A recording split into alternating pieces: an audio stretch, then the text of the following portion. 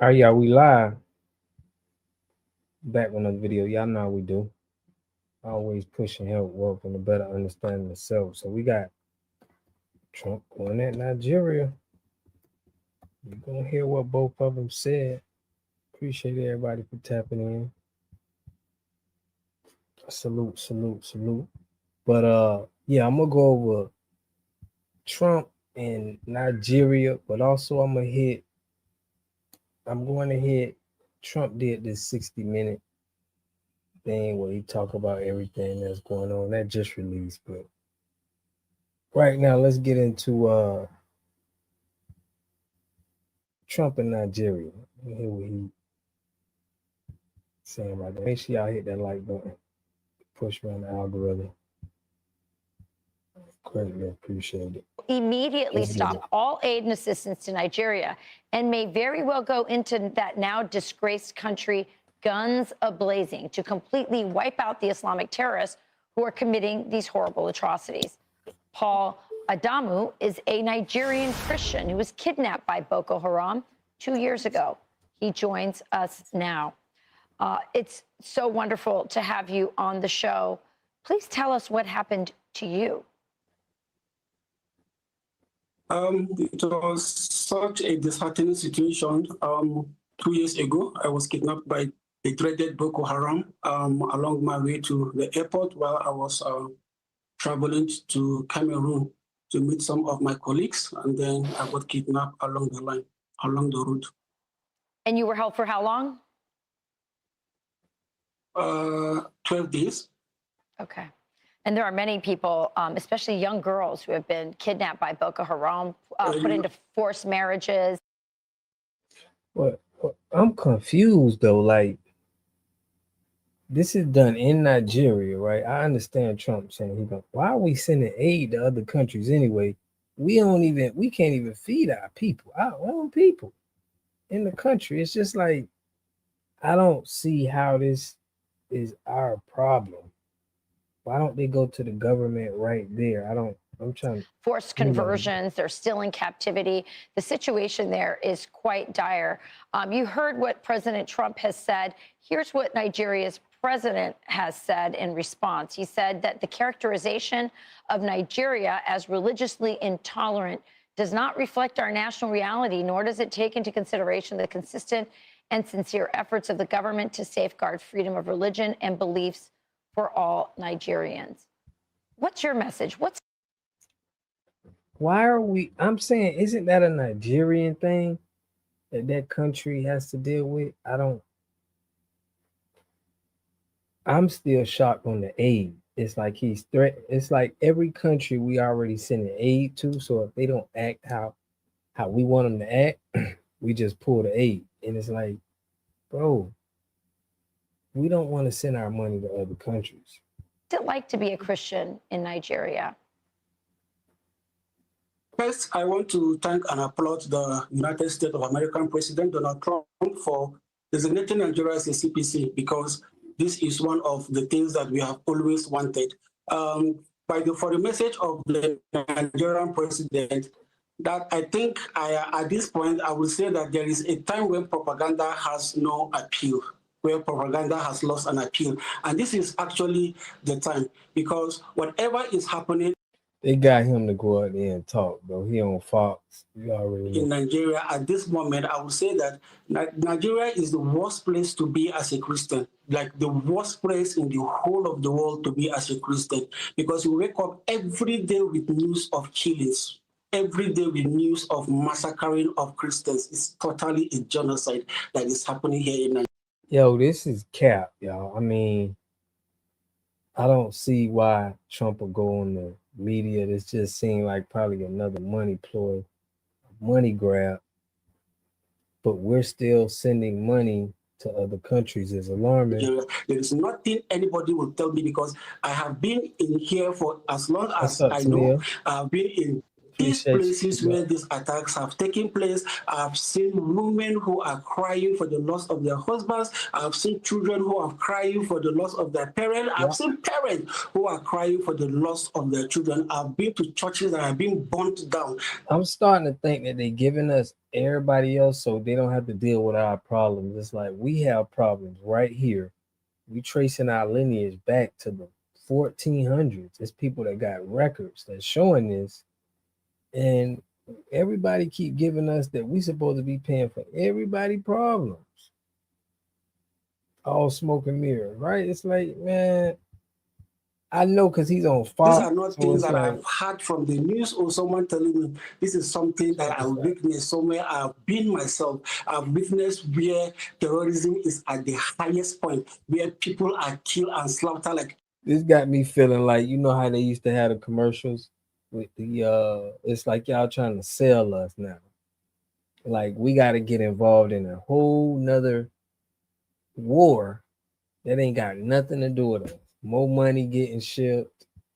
This is crazy. Chickens every day. Paul, I don't have a lot of time left, but I just want to ask you one last question.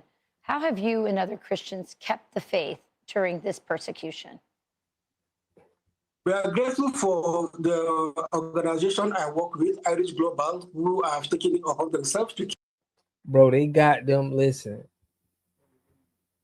I did a show and I talked about that how people from, if you're not from America, how like they can pretty much brainwash you, whitewash or whatever. So, and it happens a lot overseas in Africa, what we see. I did a live show and I showed y'all how a dude was, he was, I think he was from a country from Africa, but he was in UK and he didn't want to learn his own language and he had access to. But I'm gonna show y'all what Trump's saying.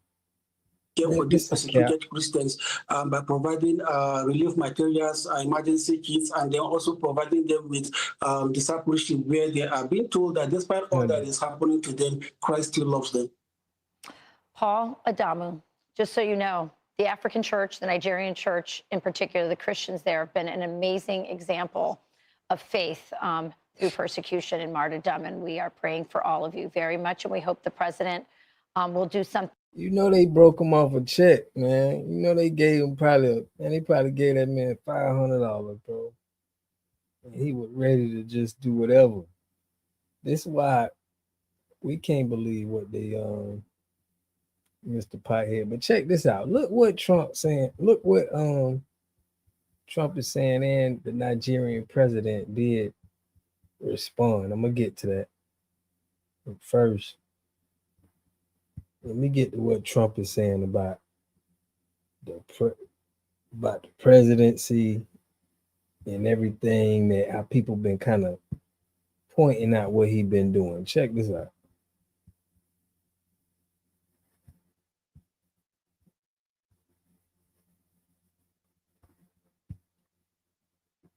Watch him talk about Mr. Story will continue in a moment. My point is, I don't want to hear no more people blaming the other party anymore, bro. It just makes me think you corrupted. All of that is just like, we already know both sides. We're gonna have to keep both fix nothing, y'all. They just finna just shut it down. You might as well just shut it down. Cause I mean, ain't nobody finna keep wanting to deal with it. We need to kick both of them. Trump sound like a little ass kid. Like you can see right through this. It's the Democrats. It's the Democrats. Like we ain't trying to hear that no more, bro. We just trying to solve problems at this point. And they just want to keep this problem going on so they can keep benefit. Work with you sound like we're gonna use you. You know what I mean? And just to me, what y'all think about that? He's working with them. It's like, what are you? You're illegally in the country. I think that Trump was pretty much making money here. I think if you had money and you wanted to pay to get out, I think he just making money and he letting everybody go. Not gonna attack Nigeria. Yeah, I think he pump faking. He definitely pump faking. But I mean, Trump ain't got no sense. I'm gonna go into now what the Nigerian Trump been going after, saying that he threatened Nigeria. But my point is, he can do this to a lot of different countries. As I showed y'all in my video, we giving a lot of different countries money. So you can just pull back aid. I just think it's not right to be giving everybody money for no reason. Like, but that's what he threatened. But I'm finna show y'all what they said is going on. You know, Africa is really pushing this, and a lot of Africans got something to say. Nigerians, we're gonna go over what they saying about it. But without further ado, let's hit what he said. The actual president.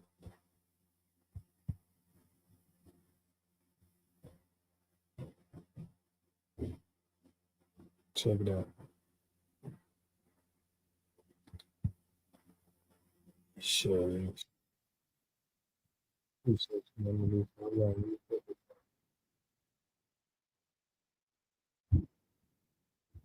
All right.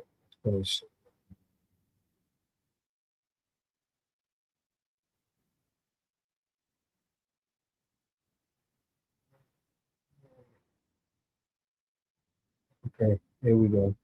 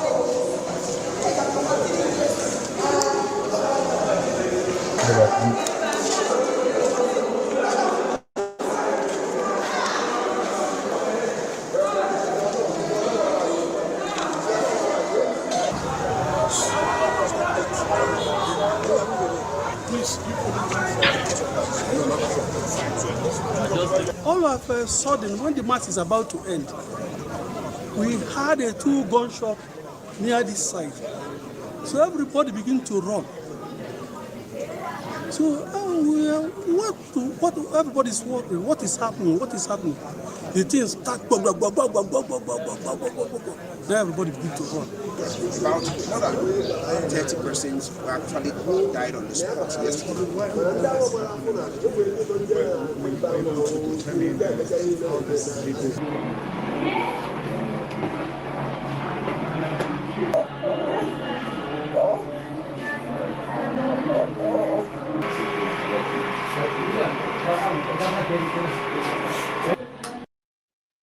So I'm gonna put this on y'all with it shows what Trump, but what y'all think? Yeah, we live. Shout out to Trail Jackson. I just put this, but I know Tania said this is definitely a smoke and mirrors, right? I know somebody else has said they pump faking. They're not actually doing this. But here's what some of the people that are saying this.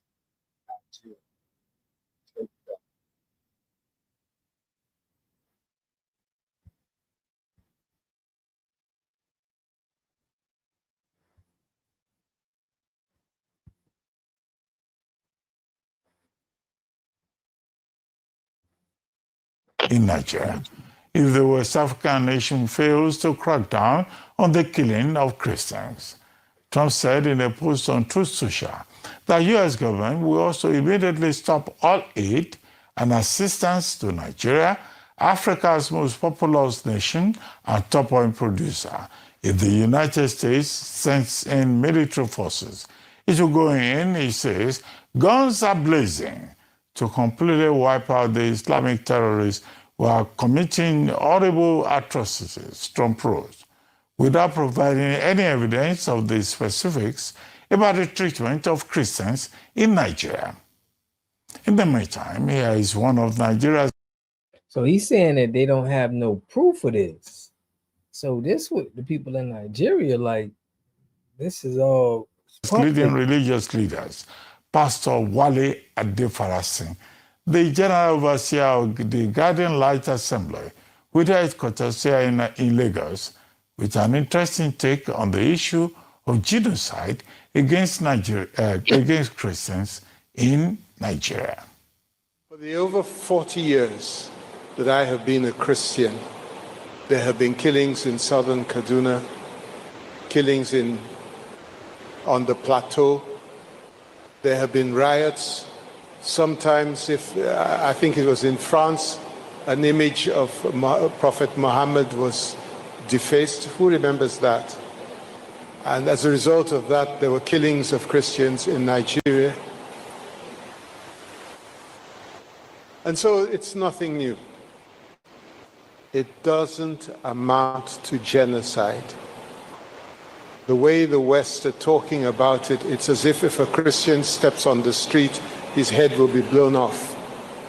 And I'm trying to understand this sudden love for Christians. Is it because we now have one of the largest refineries in the world and no longer have to ship raw materials abroad and bring the finished products? Or is it because of the 21st century minerals that we now have in our earth that are used to generate nuclear power for electric vehicles? Are those the reasons that our friends are threatening to invade our country to defend and protect Nigerian Christians? Selah. In another development, so basically, you know, they could be pulling the same stunt, just like with Gaza, just like with Afghanistan. They just find a reason, pay some actors, and then go in there and take over. wave of reshufflements and retirements is set to hit Nigeria's armed services after last week's change of service chiefs by President Bola Ahmed Tinubu. No fewer than 60 senior officers, including generals who are currently above the newly selected service chiefs in hierarchy, are expected to proceed on compulsory retirement in the coming days. Military tradition dictates that once new service chiefs are appointed, the officers senior to them must exit the system to preserve professionalism, discipline, and command structure. Officers of the Nigerian Defense Academy, NDA regular courses 38 and 39, and a few from course 40 are expected to be impacted by the directive. Security and policy expert Dr. Kabir Adamu joins me now to consider the security implications of the Trump military threat against Nigeria and the spate of reshuffling and retirement in Nigeria's armed forces. Good to have you on the program, Dr. Kabir Adamu, and thank you for always obliging us when we call on you. My pleasure, Dr. Abati. Good evening. Okay, let's start with the Trump threat. Nigeria to be attacked, guns are blazing. Nigeria now being declared a country of particular concern with regard to religious freedom and what is called the persecution of Christians. Many of us have said, look, this is not about Christians. All lives matter. Christian lives matter, Muslim lives also matter. But what do you think? Yeah, so Dr. Abati, the thing is this is not unsurprising for anyone who is either a student of international politics or has been in the domain of international politics. During his first tenure, the same thing happened. He imposed, or rather categorized Nigeria under the country of particular concern. Of course, when he lost the election, it was reversed by the Democrats. So now that he's back on the saddle of leadership as POTUS, 9 months into his presidency, we're seeing a repetition of that cycle. So frankly, I'm not surprised. And then all the indicators that would have told us that that is going to happen were there. As early as March this year, the US Congress did pass a resolution to that effect. In July, the United States Commission for International... So basically what they saying is he did this before, he just pump faking, saying he gonna, they not gonna do nothing. But he still got, he's unpredictable. He in Venezuela sending money, sending money to Iran.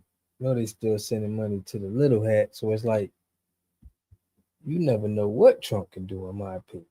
But I think he do a lot of pump faking.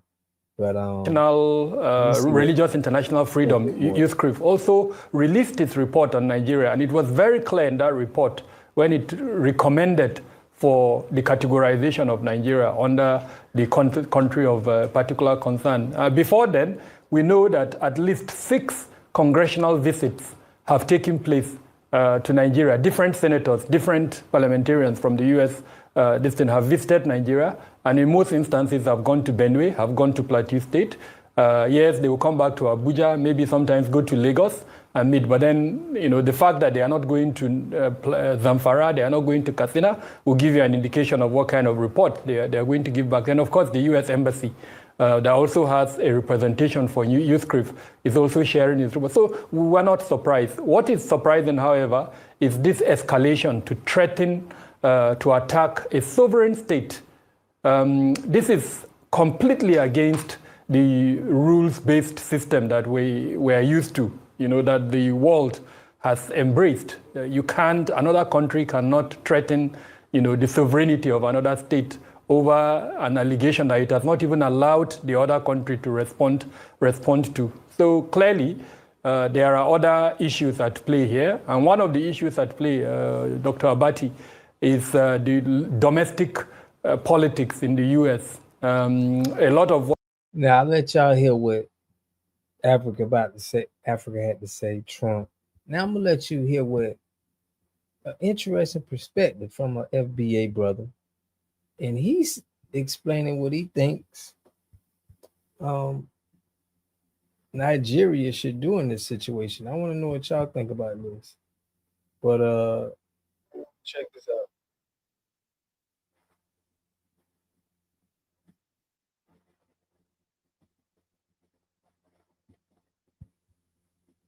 But he says on here that Nigeria should go nuclear.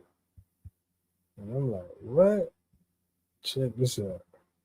I don't know if Nigeria have any nukes. I don't know. Y'all let me know. This is what some FBA is saying about it. Check it out. And I may have to step away from a moment. I have some furniture being delivered, unfortunately, at random. So anyways, I yield the floor to you. Thank you so much for this opportunity. There is currently a very great tragedy happening in Nigeria. There's a massacre going on. And I believe the real issue is that this massacre did not just start, even though for a lot of people, and even for a lot of Nigerians, they are just finding out about it. And, for that reason, I give accolades to Donald Trump. He spoke about it, and suddenly everyone cares. But I want to speak not only about the evil that is going on. I also want to speak to Nigerians because I want to speak caution into our minds. There is one thing. There is a strategy of imperialism. and it is divide and conquer.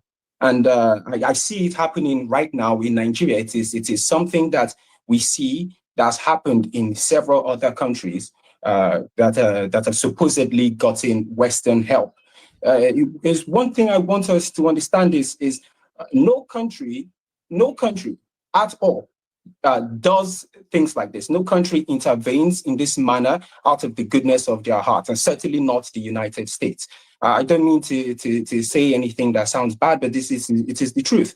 And there is a particular tactic that is currently being employed by Trump. I will say this again. Donald Trump has brought awareness to this issue in a way that no one else could. Our government almost did not care, did not highlight these issues, and even downplayed it up until this moment. But there is one thing that we have to understand is this is the first thing. I'm going to say it as straight as possible. Donald Trump is racist. Donald Trump doesn't like you. It doesn't. It is the truth. It is the truth. It doesn't. This is all it takes to understand that there is an agenda here is to. Okay, so he going his agenda. Let me answer Mama Lisa's question. You said we got 4 more years of Trump. I'm gonna let him go. He was cooking. Administration, do you think we're going to get 4 years because he started from day one? I mean, don't he got a year in already? So it's like 3 more years. I think you meaning that they saying is this gonna be the last of like the political party, but he may get impeached. I think he gonna last for 4 years unless something drastic happen, in my opinion. Look at how he treats the people who look like you and I in his own country. There is no way he could treat the people like that in such a manner and love us because we are Christians. But everything about how he has addressed the issues screams that we should worry. And that is the honest truth. First thing is empathy is selective. There is domestic leverage. You know, he has this, there's domestic leverage. He has this white nationalist is the savior of Christianity around the world, and it is simply untrue. And stuff like this really works in places like Nigeria. We have a problem in Nigeria. I'm going to interrupt you periodically for a number of reasons, and so I just want to give you a heads up on that. Okay. If you'd be kind enough to pronounce your last name for me once more. Preye. Oh, that's your last name. That's your last name. Can you hear me? Oh, my last name? Yes. My last name is Bafade. Bafade. Is that correct? Yeah, that's it. You pronounce it really well. Thank you. Yeah. Mr. Bafade. Yeah. When you say he brought awareness to this, you know, my fundamental question is that necessary and is that a good thing? Meaning that the awareness he brings is largely the awareness of Western powers, whether we're talking about the countries in the West or the NGOs that they operate through or the United Nations. And when you bring the awareness, of course, as you noted, it's not for altruistic purposes. It's usually for extractive purposes. And so that then emboldens the Western powers to then go into Nigeria to help, to spread democracy, to enhance freedom. And so the real question is bringing awareness of the Western powers, which is to say, is that a good thing? Is that going to be helpful? Absolutely not. And I will get a lot of hate for saying that, probably because the truth is there is suffering. And one thing you will hear is, well, if your family were there, you wouldn't say this. And, maybe it is true. Maybe if my family were there, I wouldn't care about everything else that would follow. All I would care about. But this is extremely dangerous for our country. He outright said, and this is something to worry about when a foreign leader can say to a sovereign nation that he would not only cut aid, but if they do not respond, he would send his troops. That is reason to be concerned. Absolutely. And no one is concerned. We are eating it up. And it goes to show not just how pained the citizens are, but also how extremely uninformed we are of Western imperialistic foreign policy. fantastic. And that leads me to my next point. And I really appreciate where your head is at. I've traveled the continent widely, and unfortunately, I don't find many folks who are as well informed as you, not only from an information standpoint, but you're very well positioned and in terms of seeing the true threat that is ahead of you and I. So let me go ahead and pop up this slide deck, which we're going to populate as we go through. And this is really a historic moment in which we get to building, because unfortunately, I don't have the sense that people are working on this. So we're talking SAS in Africa, which is to say we have sections of the SAS all over the world, much higher penetration, obviously, in North America and Europe. And then we have significant presence in Asia and the Middle East. But Africa, we don't have the organization. We have the population, but not the organization. And so our big push is to start with SAS in Africa. And then as we collect higher numbers of saints in the continent, then it'll be more regionally focused, which will have more utility. And for example, there's a plan of expansion which goes as follows. So to start with, countries of focus, and this is in no particular order, and I'll explain why. We have Benin, Ghana, Nigeria, South Africa, Burkina Faso, Ethiopia. Reasons being, one of the, and I'm going to take this off the screen so we can have a little chat about this stuff. And there's so much context that people need. So this conversation will not be as linear as I would like. But like, for example, whereas in Europe, it's very easy to travel European country to European country, primarily on the rail system, and even the flights are very low cost. In the United States, the flights are expensive and the rail system is largely in disrepair or non-existent, but you can still move around fairly conveniently. In the African continent, many people may be unaware, but sometimes, say, if you want to go from South Africa to Nigeria, you'd have to fly from South Africa to Europe and then to Nigeria. Or if you're in Ethiopia, you might want to fly from Ethiopia to Rwanda. You have to fly from Ethiopia to the United Arab Emirates, the Dubai airport, and then to Rwanda or Uganda or what have you. So the connectedness of Africa from a travel perspective is not terribly well developed. And obviously that keeps people separate. And even obviously within countries, there's a level of separation. There's a particular reason I identified these countries, but before we dig into it, you have comments, questions before we dig into that?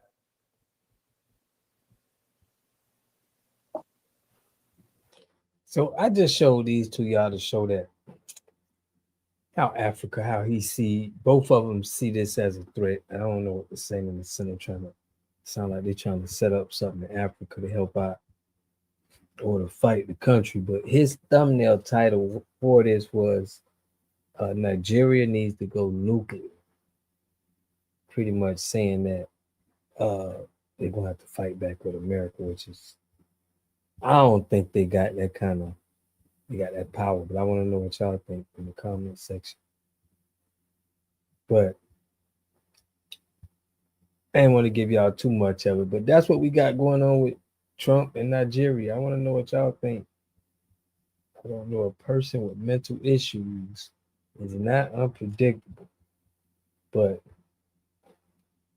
shout out to my boy, Urban Politicians, man. He just put out a video to make me want to get the YouTube channel to where it's getting more vision. I'm already seeing that it's working. But Introvert Rockstar did one on, y'all know I always talk about, on the end of my videos, I always talk about, I got a book, Powernomics. Somebody not got me, but Powernomics, man. Claude Anderson. I want to go over how he challenged the pastor. Shout out to Introvert Rockstar. He dropped a video on this, but these pastors, billions of dollars a year is going through the black church, man, and we ain't even capitalize on something, but Shout out to Claude Anderson, man. He's still living, still breathing, and still. Yes, we let blacks have their churches, but we can always also, but we must pick the ministers, and we must license the ministers. We must pick ministers that we can control. No black preacher can come into America unless he is controlled by the white establishment, unless he represents our interests and our values, unless he teaches our form of Christianity. Now, this is very important. Why? Because you see, before, religion was always used to help a population group. When it comes to blacks, we cannot let religion be used to help them. You see, the Catholics, church took after care of all those groups who call themselves Catholics. And even today, you go into the conflicts in England or Ireland, where you see the Protestants and the Catholics fighting. I guarantee you that the Protestant members will be representing their people and protecting them. Only in America can I find black ministers who can be bought and sold to be against their own people. Nobody else will let you do that. No population will tolerate that except our people. And that's what I call inappropriate behavior. Inappropriate behavior pattern when you let your own ministers sell you out. It's not in your best interest. What I mean by sell you out is because by the early 1800s, the whites said, well, we're going to have black ministers. We're going to have to Christian them to make sure they do what we want to have done. They must teach Christianity the way we want it taught, to where it is an external control device on black folk. I'm with you, Mama Lisa. Like, they've been putting so many people in front of us that I don't think nobody buying it no more. And I don't think Trump showed us. He talked the great talk. He was a great salesman that didn't deliver. It's one of the rules. One, that every minister we license must teach black folk. If you talk about the slave and the master in the Bible, that you're talking about the white man and the black man on earth. Two, you must teach the minister must teach black folk that they're to be loyal, faithful, obedient, respectful, and all those other good things, and honest, so that white people don't have to worry about them stealing. That's what I'm saying. Like, what he's saying is we got to understand the loyalty because it's people, other countries they be having so much loyalty for the, pride for where they come from, that we got to have that loyalty. Like, we're not signing up for that. We got a lot of Greek, followers that's doing a lot of stuff, but we don't represent our stuff. Check it out. As a slave. Because black slaves had a nasty habit of going around stealing scraps of food because they were starving to death. Hey, look, you already know, on this channel we hold raccoons accountable, because if we don't, who will? And before we start this video, if you don't like black people, black issues, black talks, get to stepping. The black church in America generates an estimated $10 to $20 billion a year through tithes, donations, and community programs, making it one of the most influential black institutions in the country. Some reports suggest over $450 billion has circulated through black congregations since 1980, showing their massive economic footprint. That is crazy.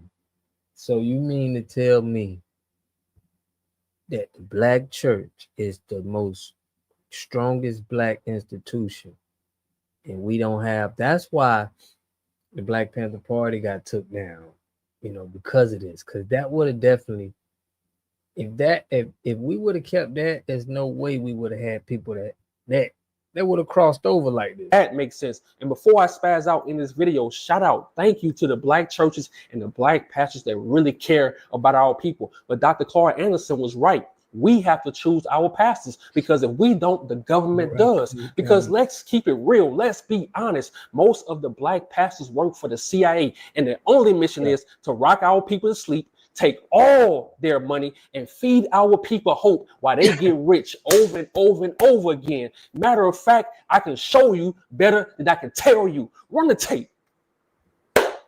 I'll tell you now, since y'all happy enough,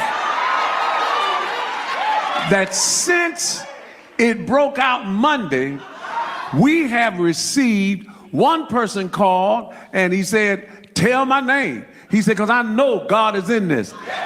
Tyler Perry said $100,000.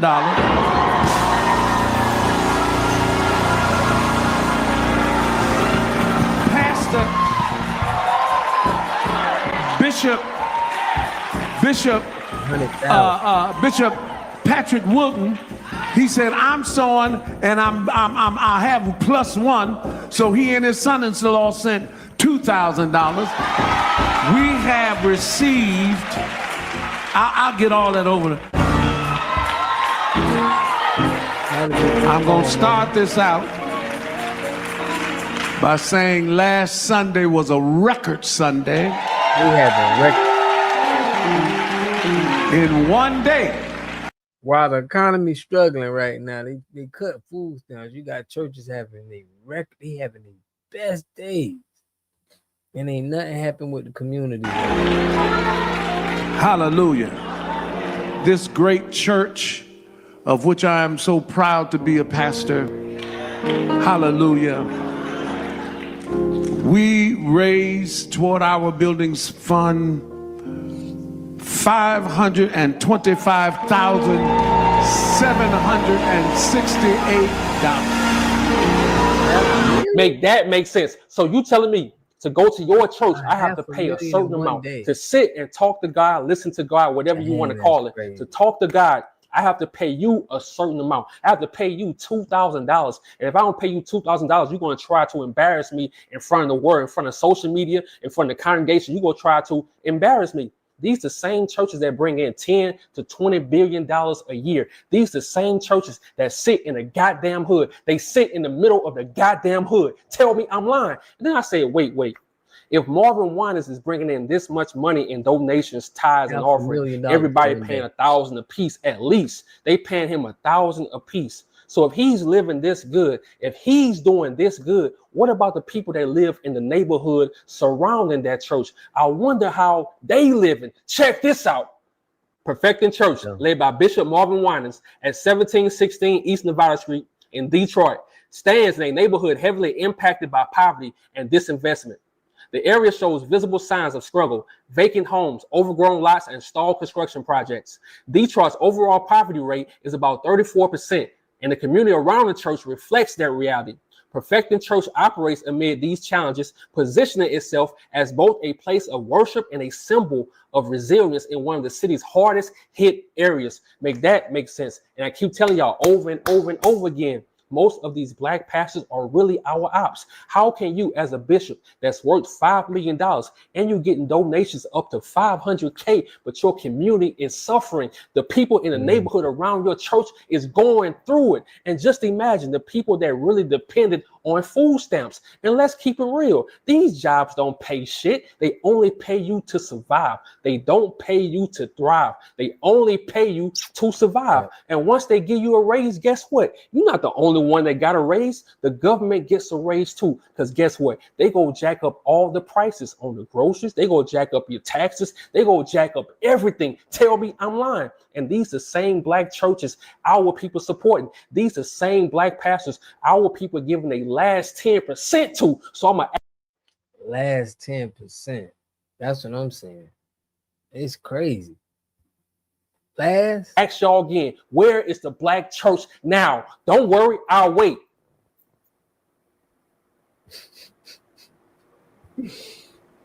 Shut up, bro. I was shocked when I moved it down. And that money our people give to these black pastors that don't do anything for the people. That 10% our people give to these black pastors that don't give a damn. They only care about themselves. That money could have went to build black hospitals. That money could have went to build black schools. That money could have went to build black banks. That money could have went to build black. We definitely need our own hospitals because the healthcare system is killing us, you know. And he right, we need our healthcare, but they're getting too much money for us to be not holding them accountable. Grocery stores, and I can go on and on. Modern day Black Wall Street, but instead, you know what these fake ass pastors do? They buy mansions. These fake ass pastors buy luxury cars. These fake ass pastors buy designer clothes. And if y'all feel like I'm tripping, don't be scared. In my comment section, tell me I'm tripping. And I'm gonna ask y'all again, with food stamps being cut off, with our people being laid off, where is the black church? So I decided to go on TD Jake's Instagram account, and he's on there hugging politicians and having secret meetings. And I noticed something, his comment section is turned off. And then I went to Marvin Sapp's Instagram account, Mr. Close the Doors. His comment section is turned off, and he's not talking about anything with helping the people, about what's going on with SNAP, what's going on with everything. He's not talking about anything. This dude got a whole Dolce and Gabbana, whatever you call that shit, Dolce and Gabbana shirt on. He don't give a damn about what's happening. And I'm gonna tell y'all why their comment section turned off. It's because people are calling them out, but they don't want the people in their church to see that, because that stops their money. They will never just be out there consistently giving people stuff. They might do it for one Sunday. That boy called him Mr. Close the Doors. Hey, but listen, what's crazy what he breaking up though is all of this money, right? They don't want us to ask them like, man, y'all ain't gonna help out with the food. I mean, it's all of this stuff going on, so they're just gonna turn the comments on the first Sunday. They might did it today because today is Sunday. They probably did something today, but it's not gonna be consistent because they have to keep making money. They really in business. Why does God always need my money when I come to your church? Why does Jesus always need my money when I come to your church? Why? And then I noticed something. Marvin Sapp, Marvin Winans, they both have a church in Michigan. Let me find out that these black pastors going to Michigan and Atlanta just to manipulate our people, just to fool our people. Let me find out, because I don't know about y'all, but y'all don't find this shit suspicious, because I know I do. In 2025, black churches, like all U.S. churches, are tax exempt under federal law. They don't pay taxes on donations or worship-related income, and most states also exempt their property. However, and let me tell y'all this is a story that I learned. It was somebody, right? I'm in the water industry, and they had a church, and in the church, they had a call center in the church. So the business was ran through the church. It wasn't a black guy, it was a white dude, but still, I'm like, dang, tax-free. It's like a church. People who are in business, they using these churches for business.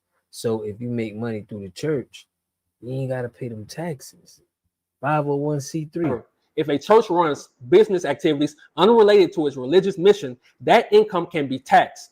Church employees still pay regular income and payroll taxes. Make sense. So that's why you never see these pastors speak on real issues. How many times you will talk about the 12 disciples, but you never bring up these hospitals and these goddamn doctors that murder black women while they're in labor? How many times you will talk about Noah and his ark, Peter, Paul, and Mary, but you never talk about black men that's being murdered by prison workers, black men that's being murdered by these goddamn cops? And I can go on and on. These pastors sold us out a long time ago. Tell me I'm lying. Yeah. So before I end this video, y'all already know I have to speak from the heart before I end this video. It's a movie I watch every other month just to keep me sharp, just to remind me what's really going on. Every time I watch it, I learn something new. They cloned Tyrone. And it was two scenes where they went to this church. The drunk man told them, he asked them, where do you go when you want to find the answers?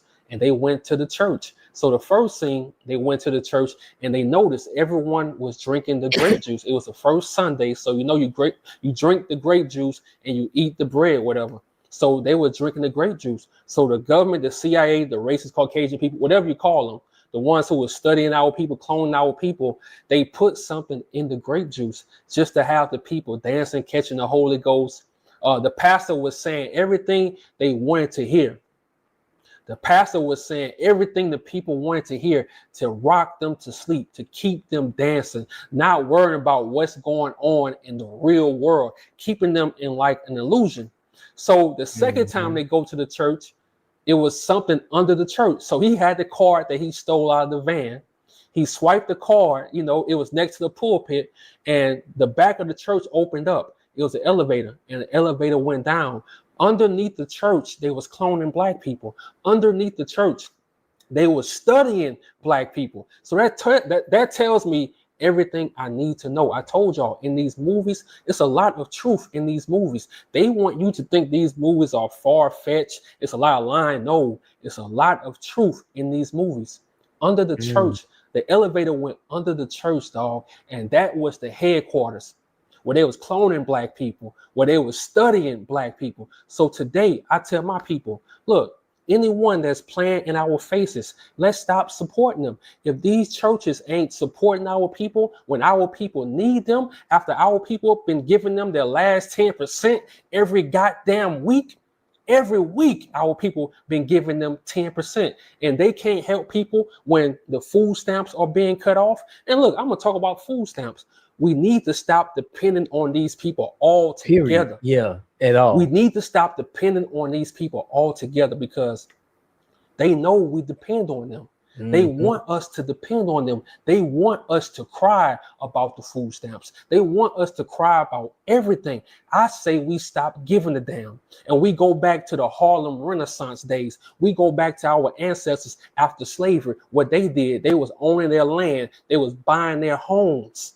They was owning stuff. Black Wall Street, Oscarville, Georgia, their own black towns. We need to get back to that because they want us to cry about food stamps. They want us to cry about all this shit. We need to go back to the days of the Harlem Renaissance when Caucasian people was going through the Great Depression. Our people was thriving because we had our own. You know what? I'm gonna let a black woman talk to y'all. I'm out. If the food stamps get cut off in November, why are we waiting to see what the churches are going to do? We don't need to wait. We already see what they have and have not been doing. They've been taking up 1,000 on top of 1,000, yet the most churched people in the world are still on that program. And even if they don't go to your church, sir or ma'am, they're still a part of your community. With as much money that has been taken up, what's going to happen is some churches are going to show up in November to save face, to try to prove that the church is still relevant and we're not like the others. Other pastors are going to fuss from that pulpit. Y'all, I keep saying pimp pit. Pulpit, it's going to be in my book. And they're going to say things like, we can't help the community because y'all haven't been giving. You haven't been giving 1,000 on top of 1,000 on top of 1 million. You're standing in the wrong line. That's why we can't help the community. You're not standing in the line that I told you to stand in. The poor have been with us always. The needy have been with us always. The hungry have always been with us. And that's sad. If they're taking up billions and billions of dollars every year. So instead of saying, let's see what the churches are going to do, let's see what we're going to do. Keep your money if you've been tithing and giving offering. And if you see other people that need help, let's help ourselves. Let's help each other. Forget them. They haven't thought about y'all in years, decades. So don't think about them. Let's think about ourselves, feed ourselves, and feed each other. Facts. All right, peace. All right, y'all. It's all good. Yeah, I'm with it, man. We got to feed ourselves. We can't even get caught up with all the list. But all we got to do is partner up with each other and get that Willie Lynch syndrome out the way. But that's what I got for this video today, y'all, man. Trump, Nigeria. We got a little bit of what's going on in FBAs with these churches. We standing on business, but man, make sure y'all smash that like button for me, push me on the algorithm. I'm since I done this click working, I'm gonna be trying to make sure I go live a lot more often. Make sure y'all tap in because I'm trying to build a community here on this page to where we are coming together and doing things to set an example. So we know that we partnering together, we doing things, and we can set the example so everybody can see. So y'all stay tuned on that. We're trying to put it together. But we talk too much. We need to learn to move in silence for real. Not on this, but that's what I'm saying. We still gotta come together because we'll just be saying it and we ain't putting together. But I love and appreciate y'all, man. I'm gonna be live on here more often, so we're gonna be able to rap, but we're gonna have to be moving silence, like Master P said. But I'm a dang sure be looking forward to speaking with y'all. I appreciate all y'all. Shout out to Jarvis. Shout out to Mama Lisa, man. James Harbin looking at. Definitely Call Dog and everybody who was tapped in. Tina. Tania Marie. I appreciate y'all. So listen, Y'all check me out tomorrow. I hope y'all getting your notifications, man. I appreciate, love y'all. Catch y'all in the next one. Peace and love.